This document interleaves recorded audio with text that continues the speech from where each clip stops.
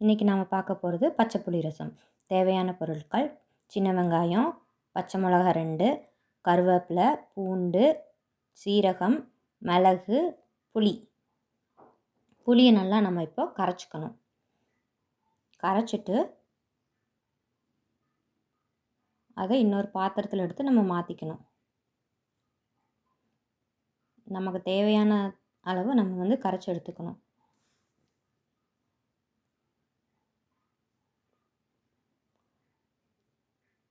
Again கொஞ்சம் தண்ணி ஊற்றி கரைச்சிக்கணும். கரைச்சி தேவையான அளவுக்கு நமக்கு தண்ணி எடுத்து ஊற்றிக்கணும். அப்புறம் பச்சை மிளகாயையும் சின்ன வெங்காயத்தையும் நம்ம என்ன பண்ணணும்னா, கொஞ்சோண்டு புளி கரைசலை எடுத்து ஊற்றி அதையும் நல்லா கரைச்சிக்கணும். அப்போ தான் நமக்கு அந்த எசன்ஸ் எல்லாம் உள்ளே இறங்கும், நம்மளுக்கு அந்த காரம் கிடைக்கும். அதுக்காக நம்ம நல்லா போட்டு கரைச்சிக்கணும். இப்போ நான் 2 பச்சை மிளகா எடுத்திருக்கேன். ஏன்னா எனக்கு குழந்தைங்க இருக்காங்க, சாப்பிடுவாங்கன்னு சொல்லிட்டு.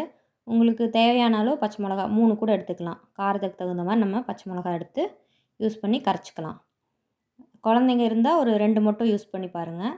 அடுத்து கரைச்சதை எடுத்து சேர்த்துக்கணும். இதில் மறுபடியும் எகெயின் புளி கரைச்சல்லையே எடுத்து நம்ம யூஸ் பண்ணிக்கணும்.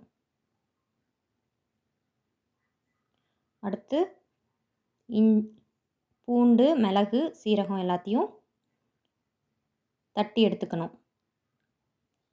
நமக்கு தேவையான அளவு தட்டி எடுத்துக்கணும். அதை மறுபடியும் எகெயின் எடுத்து ரசத்துலேயே எடுத்து மிக்ஸ் பண்ணிக்கணும்.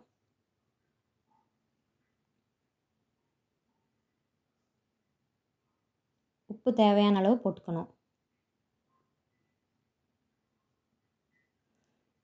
கருவேப்பிலை கிள்ளி போட்டுக்கணும்.